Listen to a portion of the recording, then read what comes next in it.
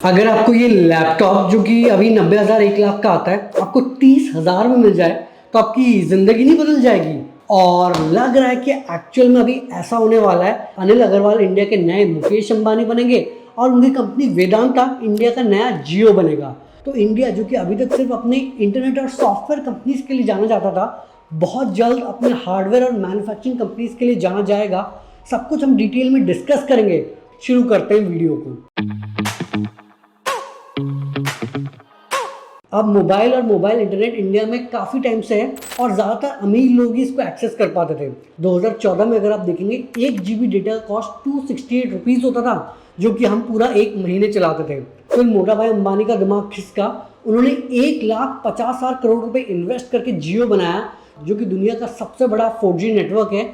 In fact दुनिया का 3rd largest telecom network भी है, वो भी सिर्फ 6 साल में। और उसके बाद डेटा रेट इतनी तेज़ी से गिरा कि यार अभी इंडिया में one of the cheapest data rate है दुनिया का। इंडिया का जो इंटरनेट यूसेज था वो आसमान छूने लगा।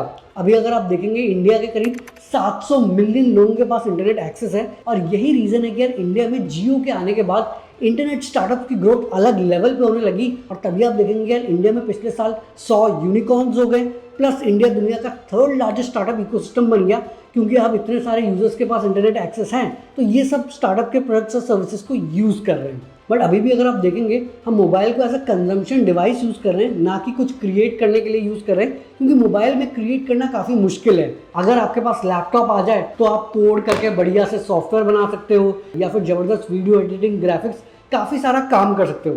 और इसके लिए लैपटॉप के प्राइसेस सस्ते होने काफ़ी ज़्यादा ज़रूरी है, वो अभी तक अनफॉर्चुनेटली हो नहीं पा रहा। अब इसका मेजर कारण है सेमीकंडक्टर्स। पहले समझते हैं कि सेमीकंडक्टर्स इतने इम्पोर्टेंट क्यों हैं और बनाना इनको इतना मुश्किल क्यों है। देखो यार आजकल ना हम सबके पास आयरन मैन की तरह जाविस आ चुका है, और ये जाविस चाहे हमारा मोबाइल फ़ोन हो या लैपटॉप हो या दूसरे स्मार्ट डिवाइसेस हो। और वैसे ये सेमीकंडक्टर चिप बहुत छोटा होता है, पर पहले ये मोस्टली हमारे फ़ोन्स और कंप्यूटर्स पे ही लगता था। बट अब धीरे धीरे जैसे हमारे डिवाइसेस स्मार्ट होते जा रहे हैं, हर एक डिवाइसेस में इन चिप्स की ज़रूरत पड़ रही है। अब इसीलिए सेमीकंडक्टर की डिमांड इतनी ज़्यादा है और ये मार्केट काफ़ी ज़्यादा ग्रो कर रहा है। इनफैक्ट 2019 में इंडिया का सेमीकंडक्टर का मार्केट 21 बिलियन डॉलर्स का था।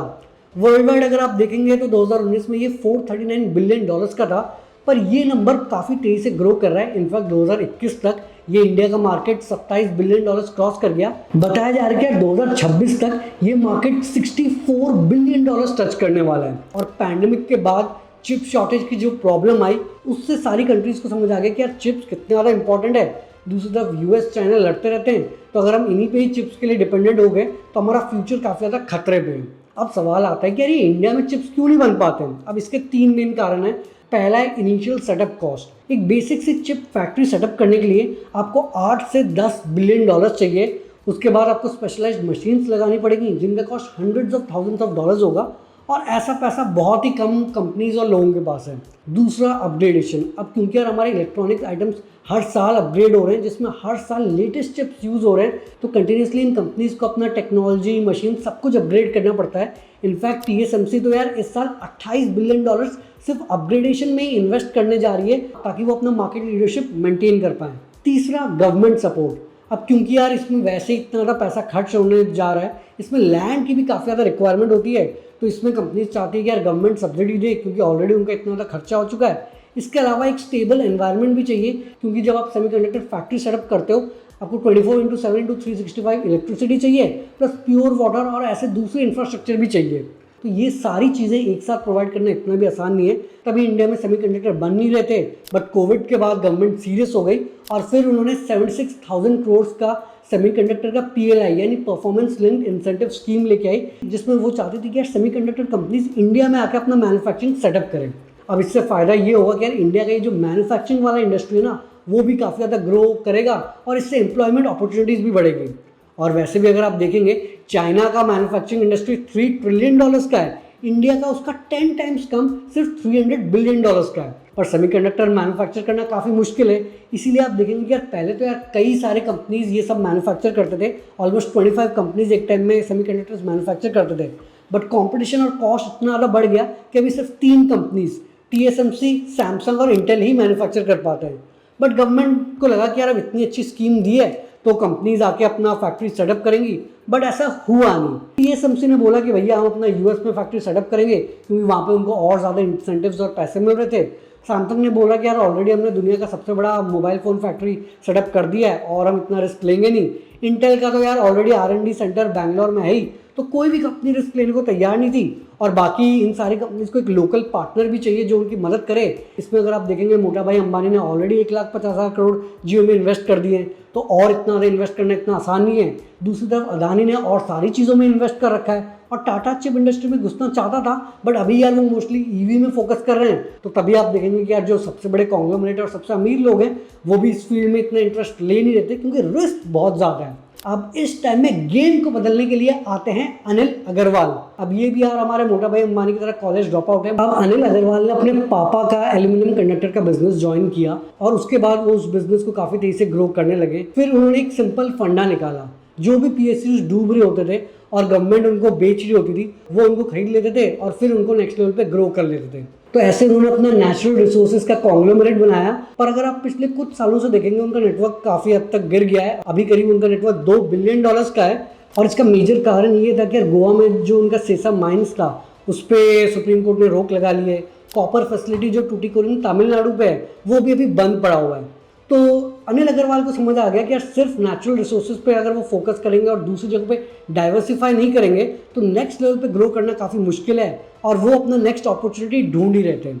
अब इधर अगर हम फॉक्सकॉन की बात करें, जो कि दुनिया का सबसे बड़ा टेक्नोलॉजी कॉन्ट्रैक्ट मैन्युफैक्चरर है, वो भी धीरे धीरे चिप मेकिंग इंडस्ट्री में एंट्री मार रहे थे और उस फील्ड में स्केल अप करना चाहते थे। ऊपर से फॉक्सकॉन ने तो यार इंडिया में आईफोन मैन्युफैक्चर करना शुरू कर ही दिया था, तो उनको इंडिया की रियलिटी और फ्यूचर पोटेंशियल था ही।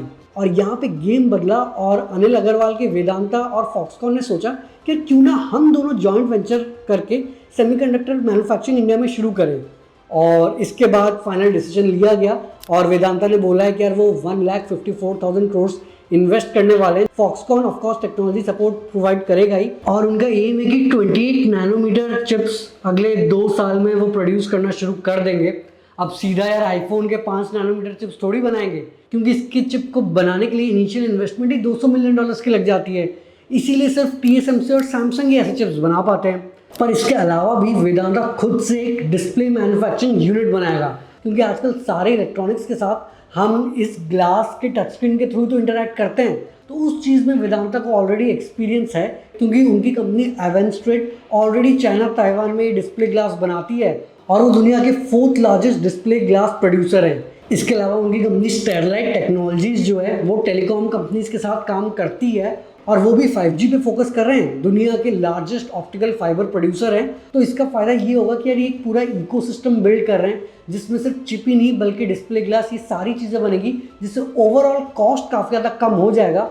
और इससे धीरे धीरे जैसे इकोसिस्टम बनता जाएगा और भी दूसरे हार्डवेयर और मैन्युफैक्चरिंग कंपनीज भी इंडिया में आएंगी, वो भी अपने फैक्ट्री सेटअप करेंगी, और काफ़ी सारे इनोवेटिव हार्डवेयर स्टार्टअप्स जिनको अभी चिप्स का एक्सेस इजीली नहीं मिलता है और वो अपने हिसाब से चिप्स नहीं बना पाते हैं, वो भी काफ़ी हद तक ग्रो करेंगे। तो जैसे जियो की वजह से इंटरनेट और सॉफ्टवेयर कंपनीज का बूम आया, वैसे ही वेदांता की इस प्रोजेक्ट की वजह से हार्डवेयर और मैन्युफैक्चरिंग कंपनीज का अलग बूम आ सकता है। पर अनिल अग्रवाल सक्सेसफुल आज इसलिए हुए हैं क्योंकि उन्होंने इतने बड़े बड़े रिस्क लिए हैं। होपफुली ये वाला रिस्क भी सक्सेसफुल होगा और इंडिया में चिप्स के साथ मैन्युफैक्चरिंग कंपनीज का भी बूम आएगा और लोगों को जॉब मिलेगी। वैसे वेदांता का कहना है कि उनको आगे जाके एक और सेमीकंडक्टर फैक्ट्री सेटअप करने का प्लान है, तो देखो कितने सक्सेसफुल होते हैं। तो दोस्तों ये थी पूरी केस स्टडी। आई होप आपको ये वीडियो पसंद आई होगी, और अगर आपने इस वीडियो से कुछ सीखा अपने सारे दोस्तों के साथ व्हाट्सएप, फेसबुक, इंस्टाग्राम हर जगह शेयर कर देना। चैनल को पक्का सब्सक्राइब करके घंटा भी दबा देना। आगे हम ऐसे ही स्टार्टअप, बिजनेस, मोटिवेशन और एंटरप्रेन्योरशिप बातें करेंगे। तो जल्द ही मिलते एक नई और जानकारीपूर्ण वीडियो के साथ। धन्यवाद।